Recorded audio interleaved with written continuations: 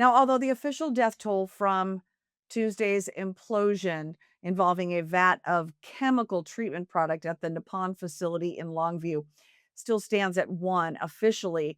Um, I spoke with a state senator last night who is privy to some other information, and it is confirmed that at least five others are known to be dead, with 3 more still missing and presumed dead. So at this point, it appears the death toll will be 9. We have at least 9 others hospitalized, some with very serious chemical burns. Now, this Nippon facility in Longview produces paper products like tissue, printing paper, and other things like that. And Senator Jeff Wilson of Longview told me in an interview last night, which he phoned me up after he had gotten an update from the latest press briefing from Longview Fire. The governor was there, even Senator Patty Murray showed up, and he attended that briefing and then gave me a phone call to give me an update. And again, while you'll see other news outlets saying the official death toll is 1 with all those others missing, he said they have confirmed from video drone that those others are dead, 6 confirmed dead and 3 others missing and presumed dead. As of this Wednesday afternoon, those state officials have not been able to get close enough to the tank and the sort of debris area to be able to recover those who are lost and um, perhaps recover the 3 missing individuals who are presumed to be dead. But Senator Wilson said he can't begin to imagine how this could have happened. He, as a contractor, worked on that Nippon site for about 26 years, he said.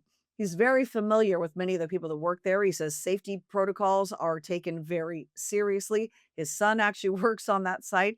Thankfully, was not anywhere near the disaster that happened on Tuesday morning. But he shared that Longview, being a small community, is a town where most everybody knows somebody who works there. That's the situation. So he said this is absolutely going to have a devastating impact on the community. So here's part of my conversation with Senator Jeff Wilson, Republican from Longview, on Tuesday evening. I can tell you the many years that I've worked here sometimes 7 days a week. The company that I owned was a service contractor. We took care of these things for them, cleaning lines, and it's a very large site. There's no way I have never seen a tank rupture that was holding any kind of liquor like this on its own. And I say on its own, a forklift didn't drive into it, or a bulldozer didn't puncture it. And these are things of failures that you can easily identify.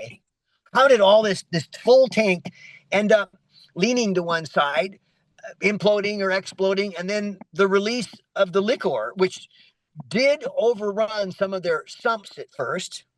And that's why they did the right thing by reaching out to the other spill responders, the government agencies, to ask for help and to ensure that the local community is going to be okay.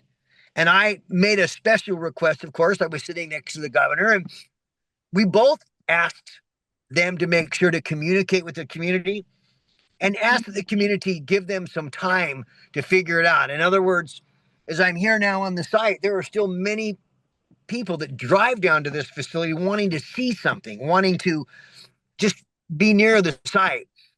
And we're telling people to stay away. There's nothing that they can do tonight. Their answers are well received, but we got to get time to get them their answers. But again, I worked here for many years. I know this company and these companies very well.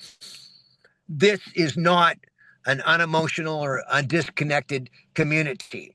This isn't business first. It still is about people. I know that they all care. I talked with my friends at AWPPW today.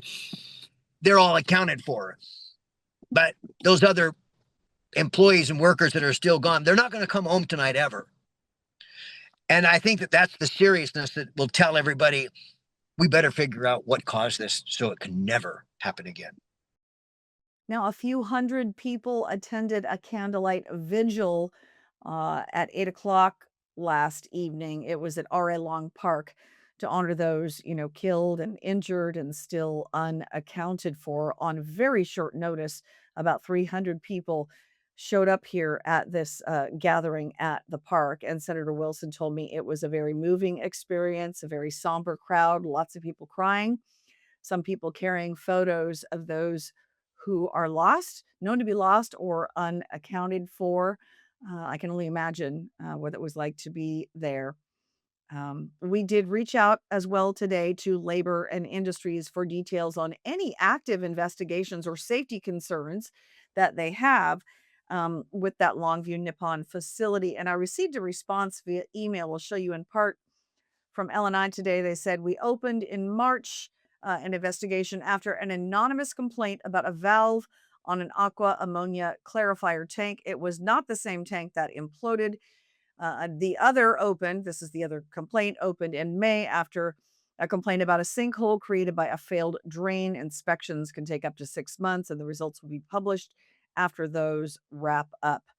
So there was nothing from labor and industries to indicate that this specific tank where the disaster happened yesterday morning, anything had been flagged there. They don't have anything like that on file, but I'm sure a lot more is going to come out in the days and weeks to come.